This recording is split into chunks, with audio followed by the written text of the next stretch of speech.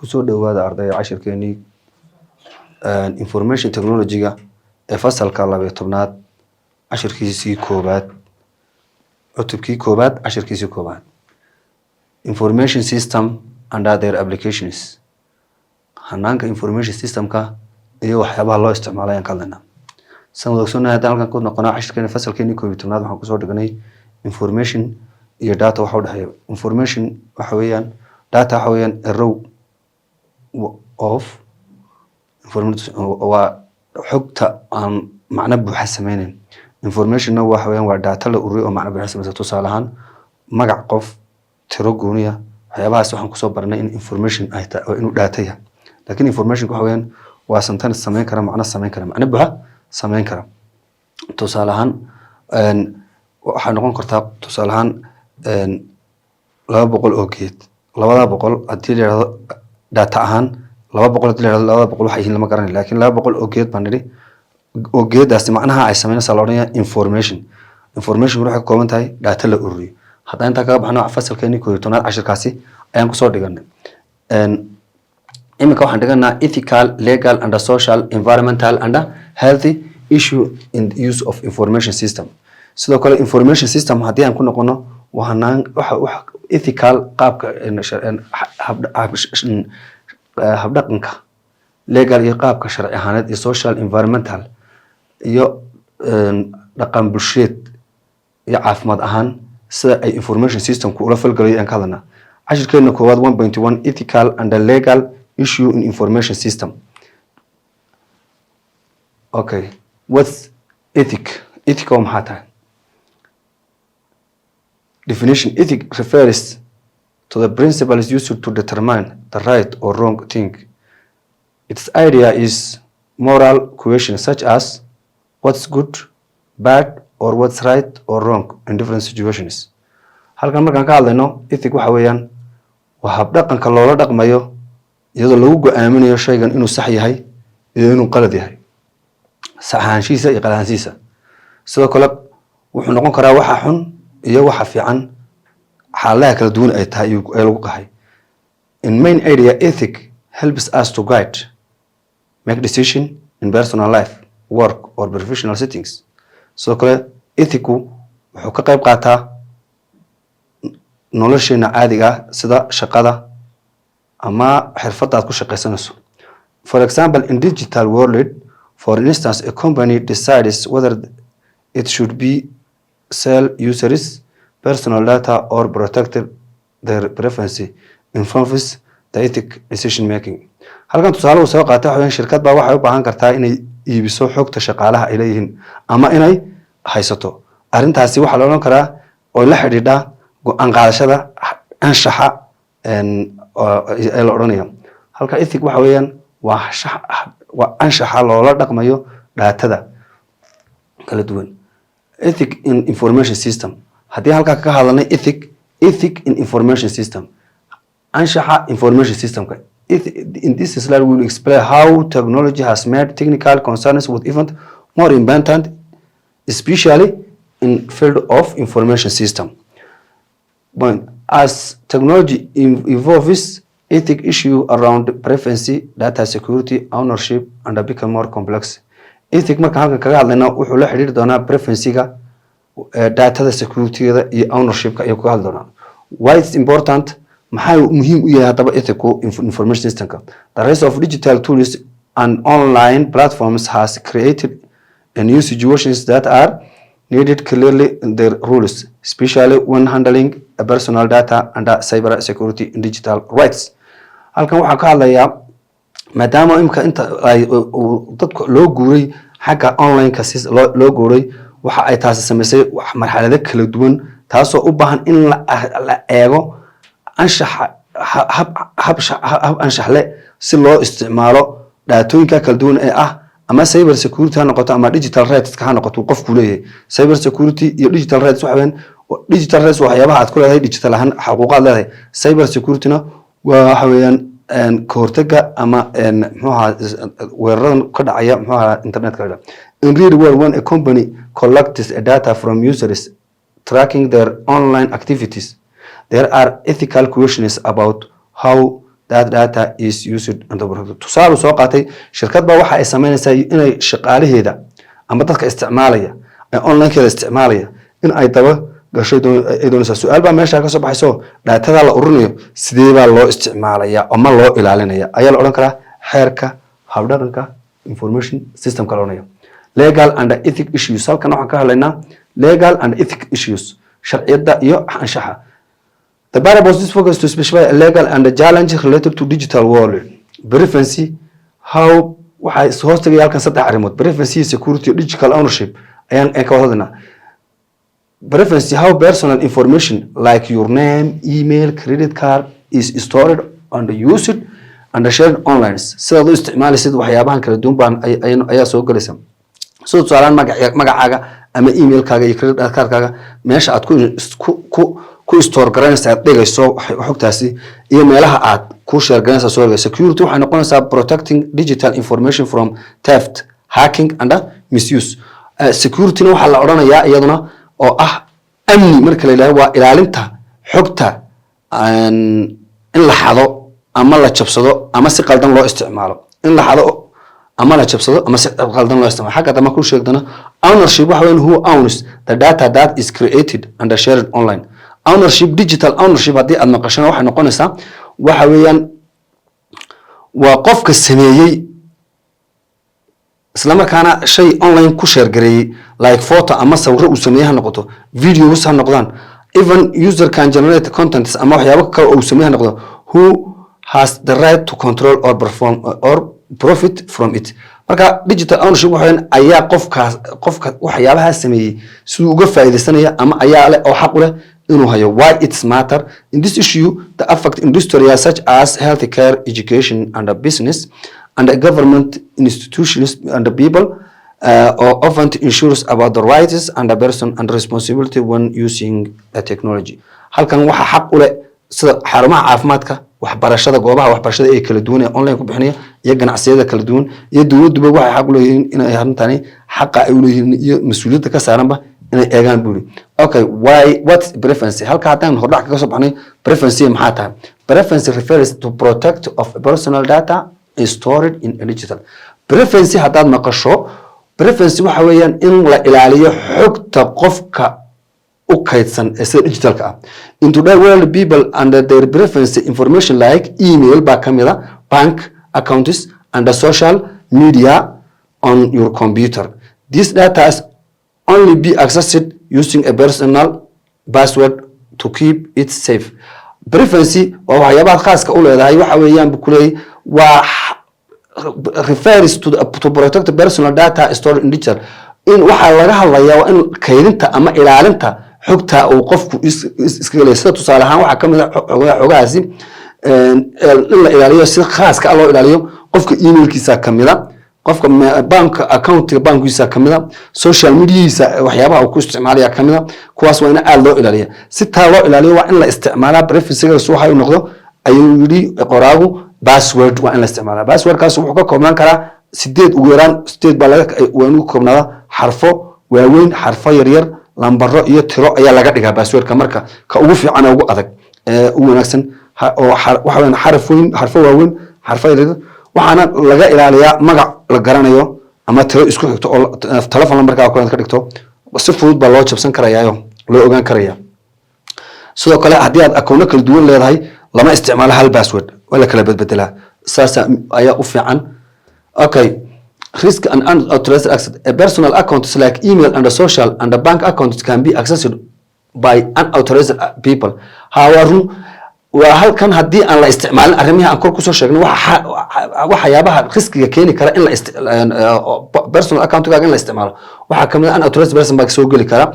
Unauthorized person can access to private information leading both ethical and legal issues. taasoo sababi karta haddii qof aan ahayn hadduu isticmaalo qaab anshaxa ka baxsan iyo sharci darro uu sameeyay ay noqonaysaa.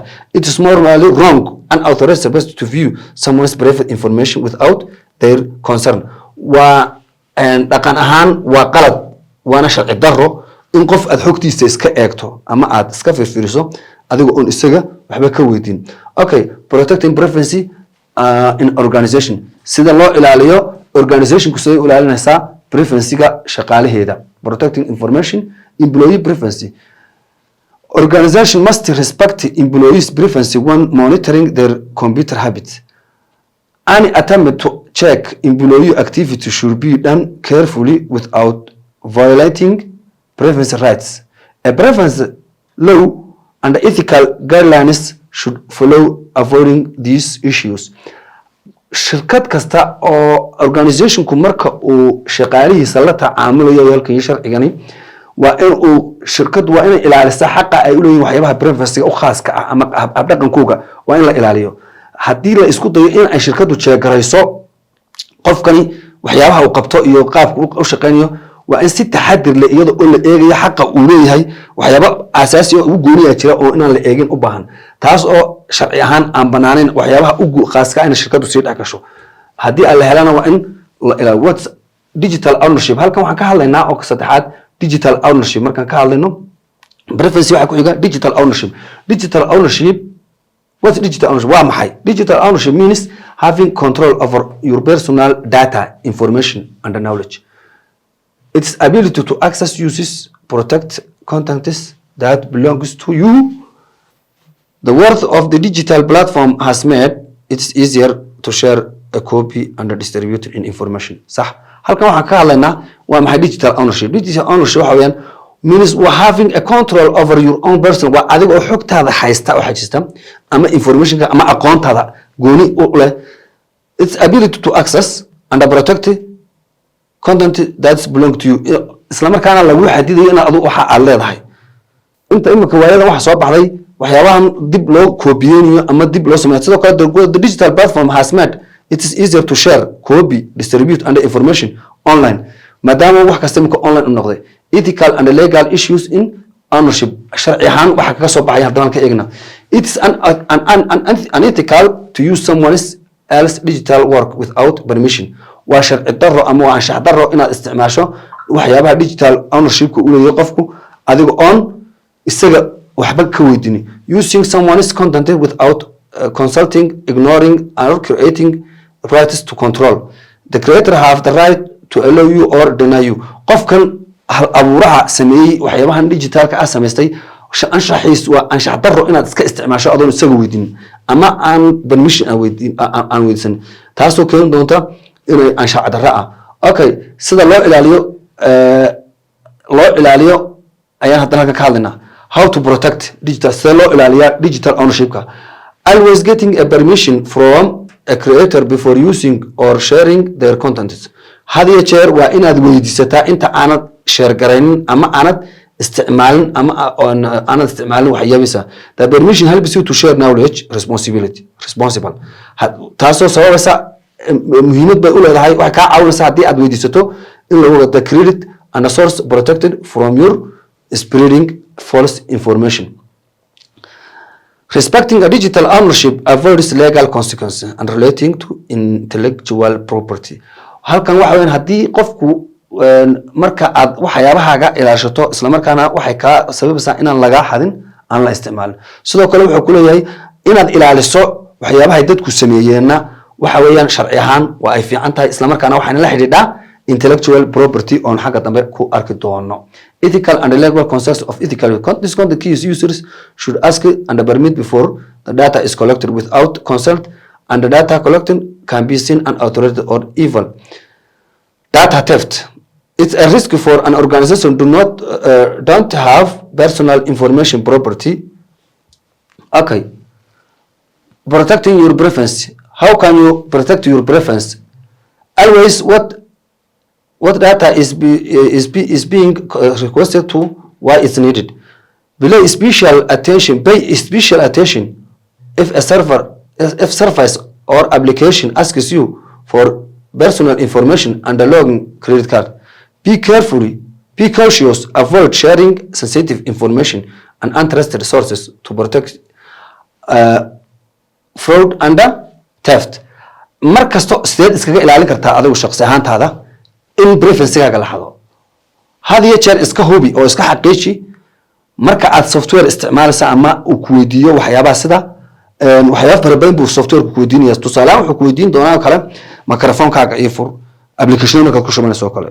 sawiradaada ma isticmaalaa buu ku odhan doonaa permission isii buu ku odhanayaa marka waxyaabaha aad ogolaanayso hadday tahay application aad ku shubanayso aad noqoto ama website aad galayso ku weydiin doona waxyaaba aan sensitive data ah oo inaan la shirkado saraan emailkaaga soo geli ayuu ku odhan karaan noo ogolow inaan telefoonkaaga isticmaalno muxuu ahaa kaamiradiisa codkiisa waxyaabahaasay ku odhan karayaan markaas ama applicationada qaar baa ku weydiin emailkaaga geli marka waa maxay waxay sababaysaa adigu ka hortag oo ka fiirso ayuu ku leeyahay si aad naftaada uga badbaadiso oo xogtaada u ilaashato waxyaabahan kala duwan ee requestiga ku weydiinaya what is information under their gathering information gathering ma galna information gathering money online services collected users data such as personal information and login credit cards this information is often used to provide better services can be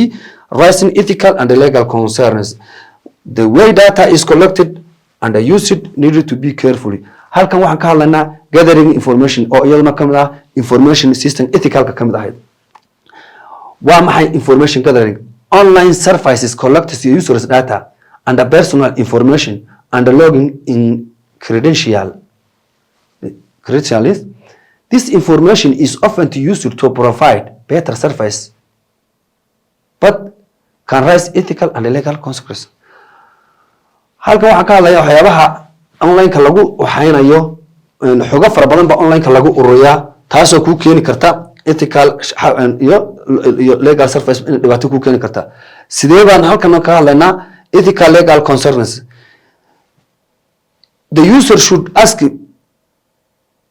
should be asked for permission before their data is collected waxa halkan waxa weeyaan waa in qofka userku uu ogaadaa permission siya inta aan data laga ursan without consent the data collected can be seen such as unauthorized or even illegal the data theft is a risk an organization that not handle personal information or property right to protecting privacy okay information security why information